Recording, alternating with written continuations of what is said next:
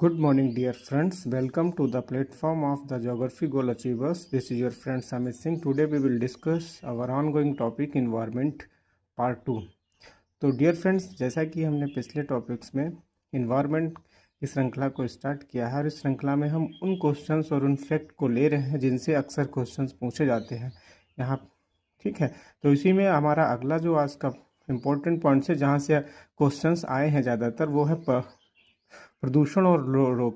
मतलब जितने भी पोल्यूटेंट्स हैं उनसे कौन कौन से कारक। तो जैसे शीशा जो है, शीशा की वजह से क्या होता है कि हमारा तंत्रिका तंत्र जो है और मस्तिष्क और पाचन तंत्र से संबंधित जो समस्याएं होती हैं वो उत्पन्न होती हैं। अगर कैडमियम होता है तो उसकी वजह से इटाई एक रोग होता है जो कि मतलब जोड़ों का दर्द जिसे हम कहते हैं होता है। पारा जो है उससे मिनीमाता, बहरापन जिसे बोलते हैं, और मानसिक थकान जैसे इशूज आते हैं। और अगर एस्बेस्टस की धूल है तो उससे क्या होता है कि हमारे जो लंग्स है, लंग्स का कैंसर बनता है।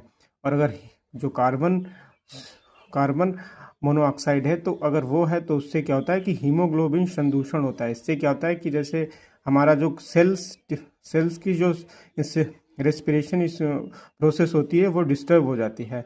और एक होता है एफ्लोटॉक्सिन एक क्या होता है, ये जो होता है फफूंद द्वारा उत्पन्न होता है और इससे क्या होता है कि ये भी कैंसर का कारक है।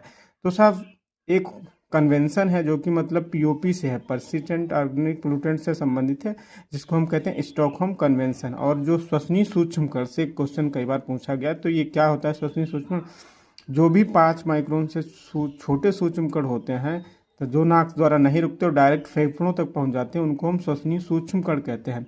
और एक यूरो मानक है, इससे रिलेटेड क्वेश्चंस पूछे गए हैं कि यूरो मानक क्या है। तो ये बेस्ट होता क्या है, मोस्टली ये यूरोप में जो है ना वाहनों का जो स्टैंडर्ड है उससे रिलेटेड है। और इसका जो प्रथम मानक था वो 1992 में निर्धारित किया गया था और द्वितीय मानक जो है वो 1996 में निर्धारित किया गया है।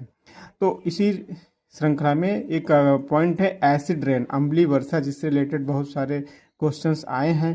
तो यहाँ पर हम उनसे रिलेटेड जो इम्पोर्टेंट फैक्ट हैं उनको हम देखेंगे। तो जैसे कि कई बार पूछा गया है कि जो अम्लीय वर्षा होती है उसका पीएच मान क्या होता है। तो अम्लीय वर्षा का पीएच मान जो होता है वो हमेशा 5 से 6 के बीच में होता है। और अम्लीय वर्षा के कारक कौन